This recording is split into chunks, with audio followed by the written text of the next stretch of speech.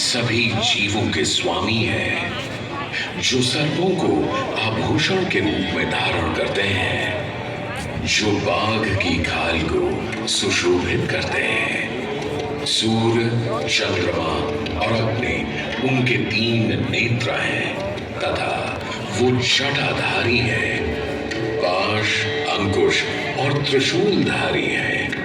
वे अपने सभी भक्तों को आशीर्वाद देकर उन्हें भय से सुरक्षा प्रदान करते हैं। ब्रह्मांड के स्वामी एवं वाराणसी के भगवान श्री विश्वनाथ की हम वंदना करते हैं। मैं आदि नगरी काशी हूं, वही काशी जो स्वयं भगवान शिव के त्रिशूल पर विद्यमान है। सृष्टि के प्रारंभ में महादेव ने जब पृथ्वी पर अपनी दृष्टि डाली तो उन्हें एक भाग चमकता हुआ प्रतीत हुआ। उसी भाग को भगवान शिव ने काशी का नाम दिया। कालांतर में गंगा नदी के तट पर बसी इस काशी नगरी में समय समय पर अनेकों घाट विकसित हुए, जहां श्रद्धालु आकर पूजा अर्चना एवं स्नान किया करते थे। माना तो यह भी जाता है कि यह नगरी एक बहुत सुंदर वन से ढकी हुई थी, जहां पीपल, आम, बरगद, शीशम आदि के वृक्ष हुआ करते थे, जिनकी छाया में बैठ ऋषि मुनि, साधु संत आनंद से तपस्या किया करते थे।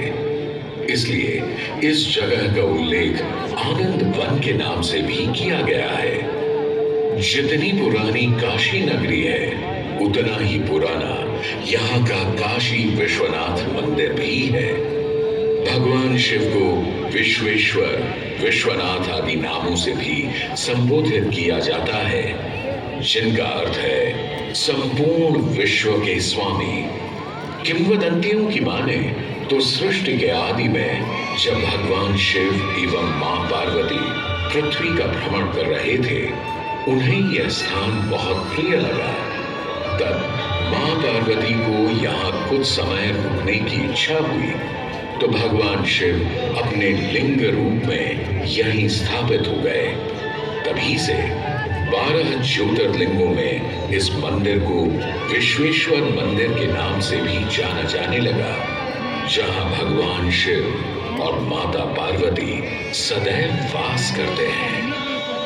सदियों से इस पवित्र नगरी ने अनेक ऋषि मुनियों, तपस्वियों, धर्म गुरुओं आदि को अपनी ओर आकर्षित किया है। आदि शंकराचार्य एवं मंडन मिश्र ने इसी मंदिर के प्रांगण में बहुत समय व्यतीत किया। समय बदला, दौर बदला। भारत के स्वर्णिम काल पर विदेशी आक्रांताओं की नजर पड़ी, जिसे वे लूटने एवं सनातन संस्कृति को नष्ट करने के उद्देश्य से यहाँ आए। जब प्रथम बार गौरी ने आक्रमण किया, तब पृथ्वीराज चौहान ने उसे बुरी तरह पराजित किया था। अंत में उसने क्षमा मांगी और वचन दिया कि ऐसी गलती दोबारा कभी नहीं होगी। अतः पृथ्वीराज चौहान ने उसे छोड़ दिया। संभवतः यह एक दुर्भाग्यपूर्ण निर्णय था, क्योंकि अंततः गौरी ने पृथ्वीराज चौहान को धोखे से हराया।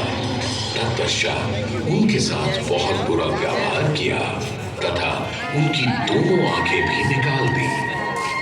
पृथ्वीराज की मृत्यु के उपरांत हिंदुओं का मनोबल कमजोर पड़ गया, जिसके परिणाम स्वरूप आतताइयों ने अन्य मंदिरों के साथ साथ विश्वनाथ मंदिर को भी क्षति पहुंचाई।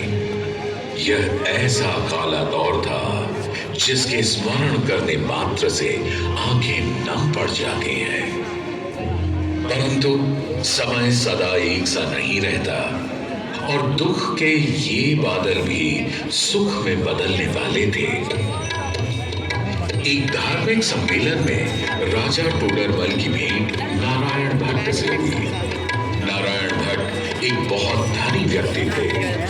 दोनों ही धार्मिक इंसान थे और नित्य प्रति भगवान की पूजा अर्चना करना अपना परम कर्तव्य समझते थे। दोनों ने काशी विश्वनाथ के इस पावन मंदिर का जीर्णोद्धार करवाया और वीरान पड़े खंडहरों में एक नई जान डाल दी। 16वीं सदी में संत तुलसीदास ने यहाँ रामचरितमानस की चौपाइयों को पढ़ा था तथा संत एकनाथ ने भी यहीं पर वारकरी संप्रदाय का महान ग्रंथ श्री एकनाथी भागवत लिखकर पूरा किया था। लगभग 7वीं शताब्दी के मध्य में मराठा शासक मल्हार राव होलकर ने काशी विश्वनाथ मंदिर के पुनर्निर्माण की योजना बनाई। ये कार्य वे तो नहीं कर पाए, परंतु उनकी पुत्र वधू अहिल्याबाई होलकर जी ने इसे सन 1776 से 1778 के बीच पूरा किया। वर्तमान काशी विश्वनाथ मंदिर निर्माण का श्रेय अहिल्याबाई होलकर जी को ही जाता है। इनके अलावा महाराजा रणजीत सिंह ने 1000 किलो शुद्ध सोने से निर्मित छत्र को इस मंदिर पर लगवाया। जहां ग्वालियर की महारानी बैजाबाई ने ज्ञानवापी का मंडप बनवाया, तो वहीं नेपाल के महाराजा ने यहाँ नंदी की प्रतिमा स्थापित करवाई। सनातन संस्कृति को सुरक्षित रखने के लिए जिससे जो बन सका उसने वैसा किया और वर्तमान में भी यह क्रम देखने को मिल रहा है। सन 2022 में भारत के प्रधानमंत्री नरेंद्र मोदी ने काशी विश्वनाथ मंदिर का जीर्णोद्धार एवं सौंदर्यीकरण करवा इसके स्वर्णिम काल को फिर से एक बार जीवंत करने का प्रयास किया।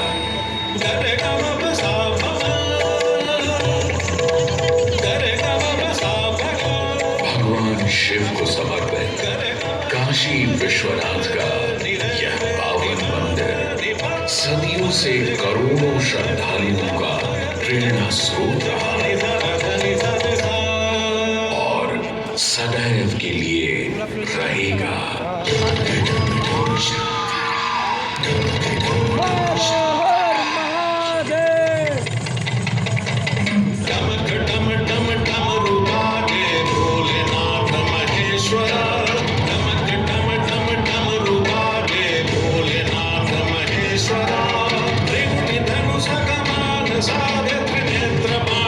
शंकर